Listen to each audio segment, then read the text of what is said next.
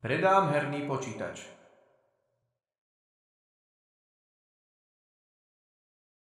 Je táto položka ešte dostupná? Áno.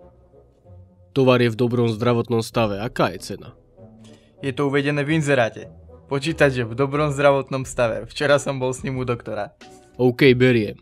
Ale chcel by som prísť zajtra, ale momentálne som pracovne zanepráznený. Pošlem k vám domov poštára FedEx, aby vám dal peniaze v hotovosti a vyzdvihol položku. Ja aj zaočkovaný. Akurát sa nachádzam v rumunskom Olse, bude to problém. Bude mať poštár FedEx ďal to cestu? Dovolte mi vysvetliť, že agent FedEx príde k vám domov, aby vám dal obálku s vašimi peniazmi a keď overíte svoje peniaze, dáte im položku, aby mi ju mohli poslať domov. Dobre. Poštár FedEx príde k vám domov zajtra o 17:00. Nevadí vám to? Jasné, môže byť. OK. Odoslanie funguje.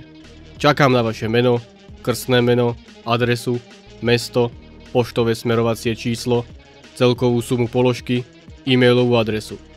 Jano Turza, Pakovo 69, do 51987 300 eur, mampici@kkt.sk. OK. Náklady na dopravu sú mojou zodpovednosťou, ale sú tu náklady na poistenie obálky, ktoré musíte zaplatiť, ale v tomto bode sa nebojte. Pridám to k pôvodnej sume. Jak tých na dvore. Počúvajte, nebojte sa, pretože náklady na poistenie, ktoré sa chystáte zaplatiť za náklady na poistenie, budú vrátené, pretože som vám už pripísal, aby nedošlo k penalizácii transakcie, čo znamená, že na obálke nič nestratíte. Nebojte sa, zajtra budete mať svoje peniaze v hotovosti u vás doma. Tak ich pošlite vopred. Dobre prijaté. Zostaňte v spojení, budem kontaktovať službu, budem vás informovať, pretože e-mailová adresa je určená na upozornenia, ktoré vám expresná služba FedEx pošle s pokynmi, ktoré treba dodržiavať.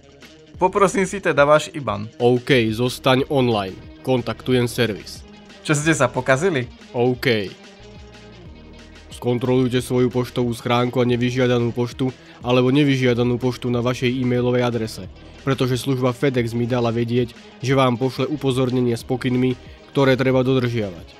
Urobili tak? Áno. OK. Pošlite mi obrázok e-mailu, aby som vám mohol lepšie vysvetliť situáciu.